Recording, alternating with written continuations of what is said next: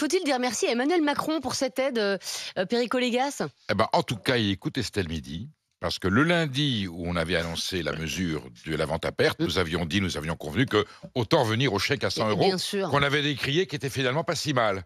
Eh ben, il écoute Estelle Midi, il applique tout de suite nos consignes. Alors on dit à merci, part ça- président? Alors non, je suis quand même là. Dieu sait si cet homme, pour lequel j'ai de l'admiration intellectuelle parce qu'il est intelligent, peut surprendre par la masse d'incompétences qui tournent autour de lui. Donc c'est l'échec de la vente à perte.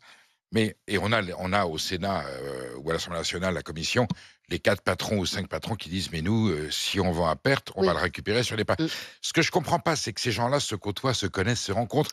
Qu'est-ce que ça coûte au Premier ministre, au président, de prendre son téléphone en disant « je vais suggérer la vente à perte, est-ce que vous êtes partant ?»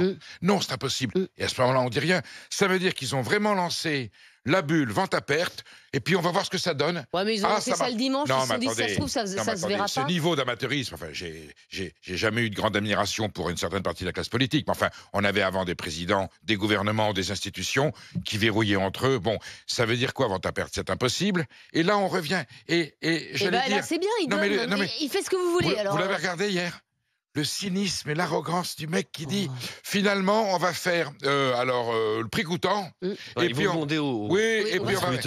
Mais attendez, mais on est où? Mais attendez, mais je suis totalement consterné. Ça faisait un peu en préparation, ça, je suis assez d'accord. Le doigt mouillé, vous savez d'où vient le vent, voilà. Mais comment voulez-vous qu'il soit crédible après? Je sais même pas ce que ça va donner. Alors oui, le chèque bien sûr, et évidemment il y a des gens qui vont dire nous on n'y est pas. Enfin, le degré d'amateurisme dont ils ont fait preuve. Après c'est toujours ça de prix. Non, là c'est très grave. Ça veut dire qu'ils s'en foutent. Ça veut dire qu'ils se foutent des Français.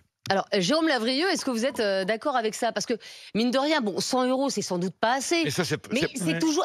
c'est la forme pour y arriver. Oui, mais il y avait qu'à dire le chèque tout de suite. D'accord, mais pour les gros rouleurs qui nous écoutent et qui ont du mal à boucler les fins de mois et qui gagnent 1600 euros par mois, 100 euros, ça se refuse. Ils ont qu'à maigrir, les gros rouleurs.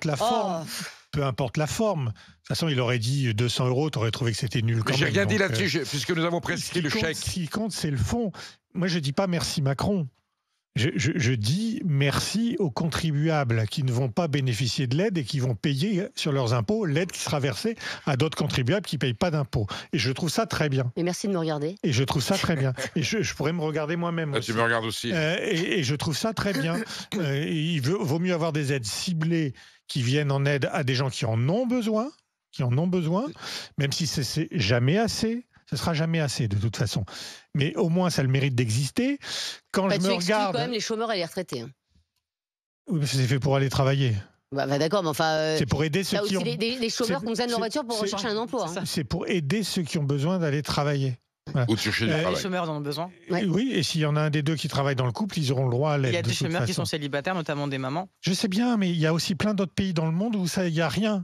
Et l'essence est beaucoup plus chère. Et si tu vas en Belgique, l'essence est rarement plus chère que chez nous.